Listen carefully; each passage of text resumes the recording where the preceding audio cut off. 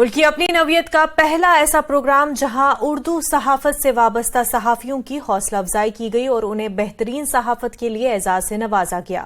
اس سلسلے میں آج دلی کے انڈیا انٹرنیشنل سینٹر میں تقریب کا اہتمام ہوا۔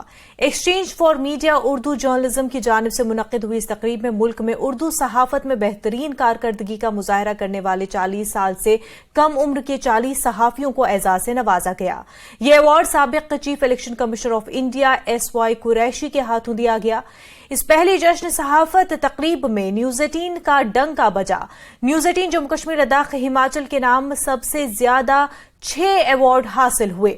ایوارڈ حاصل کرنے والوں میں ابو ہریرہ، ثنا وارث، منزہ شاہ، مرزا عبدالغنی بیگ، عابد حسین اور بلال بالی شامل ہے۔ واضح رہے یہ ایک ایسا پروگرام تھا جہاں پر ملک بھر سے اردو صحافت کے 40 سال سے کم عمر کے لگ بھگ 200 صحافیوں کی انٹری ہوئی تھی، جن میں 80 صحافیوں کو شارٹ لسٹ کیا گیا اور پھر فائنل راؤنڈ میں 40 صحافیوں کے نام ایوارڈ کے لیے منتخب کیے گئے اور آج ان کو اعزاز سے نوازا گیا۔ اور اس موقع پر ملک بھر سے اردو صحافت سے جڑی کئی مشہور و معروف شخصیات کی خاصی تعداد بھی موجود رہی۔